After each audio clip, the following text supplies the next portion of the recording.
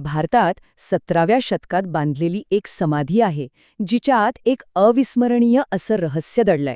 हे एक असं ठिकाण आहे जिथे वास्तुकला आणि ध्वनिशास्त्र यांचा असा काही मिलाप झालाय जो आजही आपल्याला थक्क करून सोडतो. चला तर मग हे गूढ उलगडून पाहूया. जरा विचार करा, तुम्ही एका टोकाला उभं राहून अगदी हळू आवाजात काहीतरी बोलता आणि ते तब्बल 37 मीटर दूर दुसऱ्या टोकाला अगदी स्पष्टपणे ऐकू येतं. हे कसं शक्य आहे? 17व्या शतकातल्या वास्तुरचनाकारांनी हे जवळजवळ अशक्य वाटणारे आव्हान कसं काय पेललं असेल?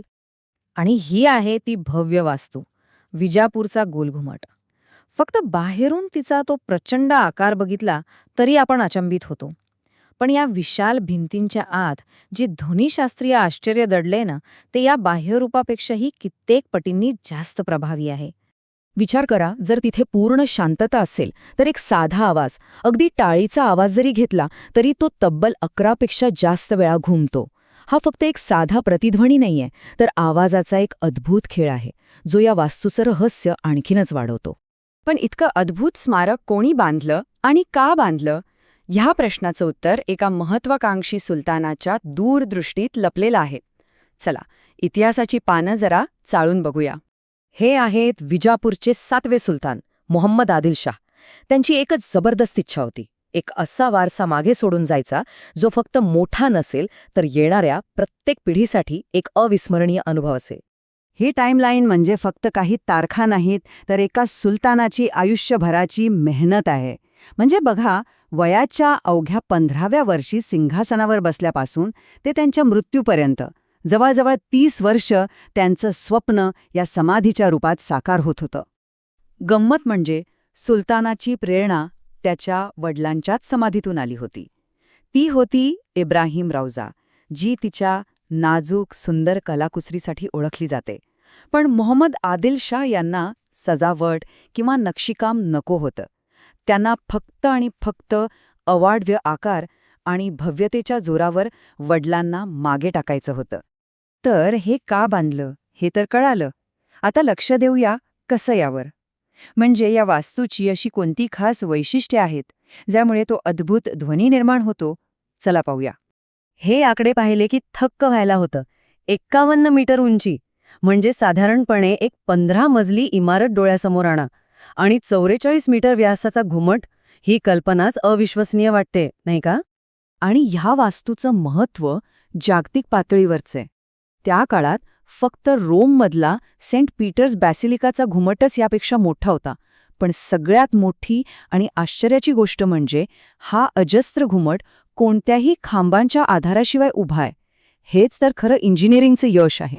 आणि हेच या वास्तूच्या इंजिनिअरिंगचं खरं रहस्य आहे. आतमध्ये एकही खांब नाही. एक प्रचंड मोठा मोकळा हॉल जो फक्त भिंतींवर आणि घुमटावर तोलून धरलाय. मग प्रश्न पडतो की हा आधार येतो कुठून? तर तो येतो या एकमेकांना छेदणाऱ्या 8 विशाल कमानींमधून. या कमानी एखाद्या जाळ्यासारख्या एकमेकांमध्ये अशा गुंतल्या आहेत की त्या संपूर्ण घुमटाचं वजन अगदी सहज पेलतात. खरंच किती कल्पक आणि मजबूत रचना आहे ही. चला, आता वेळ आली आहे त्या सर्वात मोठ्या रहस्याचा उलगडा करण्याची. ह्या वास्तुकलेचा आणि त्या अद्भुत प्रतिध्वनीचा नेमका संबंध काय आहे, याच्यामागे काय विज्ञान आहे, बघूया. याच्यामागे एक खूप साधं पण तितकंच प्रभावी वैज्ञानिक तत्व आहे, ज्याला म्हणतात अकूस्टिक मिरर किंवा ध्वनिक आरसा. या घुमटाचा जो गुळगुळीत आणि वक्र पृष्ठभाग आहे ना, तो आवाजाच्या लहरींसाठी एका आरशासारखं काम करतो आणि त्यांना जराही न विस्कता अगदी अचूकपणे परावर्तित करतो. ही प्रक्रिया समजायला एकदम सोपी आहे. बघा, तुम्ही गॅलरीत कुठेही आवाज करा, तो आवाज थेट वर घुमटाकडे जातो. घुमटाचा तो वक्र पृष्ठभाग त्याला पलीकडच्या बाजूला फेकतो आणि तो आवाज दुसऱ्या बाजूला अगदी स्पष्ट ऐकू येतो. आणि हेच परावर्तन पुन्हा पुन्हा पुन्हा पुन्हा होऊन ते अनेक प्रतिध्वनी निर्माण होतात. या घुमटाच्या ध्वनिशास्त्राची ताकद या एका आकड्यावरूनच लक्षात येते. एकाच आवाजाचे 10 वेळा स्पष्ट प्रतिध्वनी ऐकू येणं हे खरंच अविश्वसनीय आहे. चला, आता समारोप करताना या गोल घुमटाचं आजच्या जगात काय महत्त्व आहे आणि त्याला कोणत्या आव्हानांना सामोरं जावं लागतंय यावर थोडा विचार करूया. हे स्मारक खरं तर शांतता आणि आदरासाठी बांधलं गेलं होतं. एका सुलतानाची ती अंतिम विश्रांतीची जागा होती. पण आजचं वास्तव खूप वेगळं आहे. जिथे एकेकाळी शांतता नांदत होती, तिथं आज पर्यटकांची गर्दी आणि गोंगाट आहे.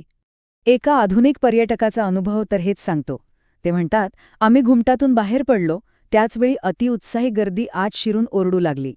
ज्या गॅलरीचं नाव विस्परिंग गॅलरी म्हणजे कुजबुजणारी गॅलरी आहे, तिचं आता ओरडणाऱ्या गॅलरीत रूपांतर झालंय. पण या सगळ्या आव्हानांना तोंड देत गोल घुमट आजही एक संरक्षित स्मारक म्हणून दिमाखात उभा आहे. हे फक्त एक बांधकाम नाहीये, तर कला, वास्तुकला आणि भौतिकशास्त्र यांचा एक अद्भुत संगम आहे. आणि म्हणूनच हा एक प्रश्न मनात येतो. 17व्या शतकातला हा ध्वनीचा चमत्कार 21व्या शतकातल्या या गोंगाटात स्वतःचं मूळ अस्तित्व टिकवून ठेवू शकेल का? हा एक असा प्रश्न आहे जो आपल्याला आपल्या या अमूल्य